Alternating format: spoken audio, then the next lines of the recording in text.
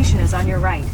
We're finally here at Tom Crutchfield's. It's taken me about 6 years to come back here, but I'm back and we're gonna take a look at his amazing collection and how it's evolved over the years.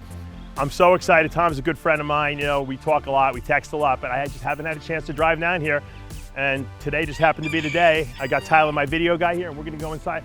Can't miss Tom's pink house. I mean, that says it all, but he's got the greatest outdoor enclosures you'll ever see. He's got cool venomous stuff. I love the turtles and the reptiles, and I'm so obsessed with setting up some outdoor enclosures that I want to really get a lot of ideas from him, and he promised me that he's going to design some for me specifically so that I can have some of my snakes outside. Let's go in and see what Tom's up to.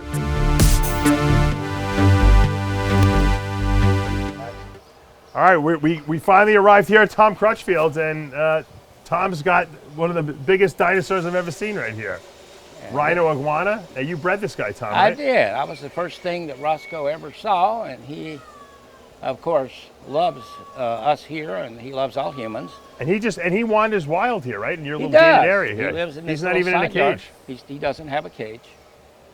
That's awesome. He's better than the dog. He is. Now you say the males are a lot sweeter than the females? They are, always. Now why is that, you think? I have no idea. Like in real life, maybe. I don't know about that. Who the hell? I don't know. Stacy may disagree with us.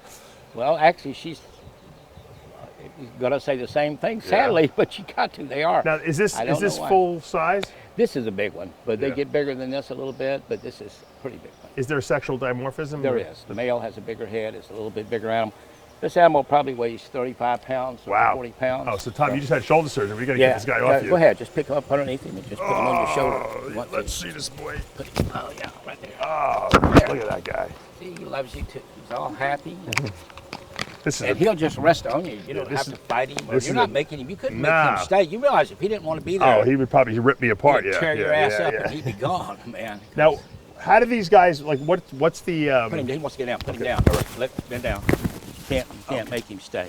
All right, like, how are these related in terms of like a regular iguanas? Is there any kind of relation? These are not green iguanas. These are rhinoceros iguanas, and they're endemic to the island of Hispaniola. And they occur in real dry, like semi-desert areas. And I've caught them in Haiti in a place called Diatipanite, which is a little east of Iguanas. Is that where these original ones came from? From things that you brought back?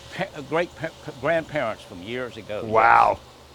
Yes. Not just me, but a few of us went down and collected them and that.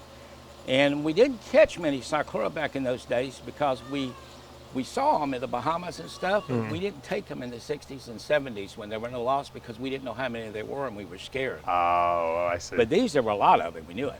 Well, now they're Oh, these are commonly bred. I wish we'd taken them all. Now, all the Bahamians would be bred in captivity. But you don't see that many of these in the United States, do you? These? Yeah. These are they pretty well known? Yeah, they're bred? Okay.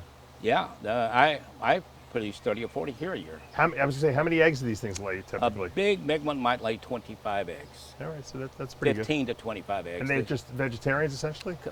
They're omnivores. They'll eat mice, too. They're actually predators. They'll kill and eat smaller lizards and all kinds of stuff. Like you got the but they're mainly vegetarians. What a beautiful animal. Roscoe. See him looking at us? Yeah. And so when you let them run around like this wild, do they breed? Like, do they just bury their eggs someplace? Yeah, she nests, and we go collect the eggs. Oh, so you know where her little nesting. Yeah, we see her doing it. So we know.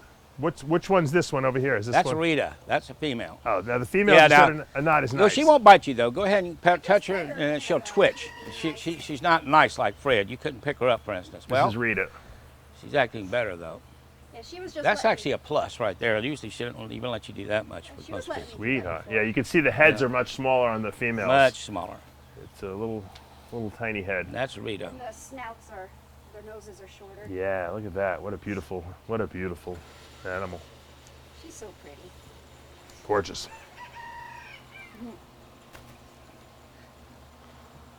And you know what, too? It's just nice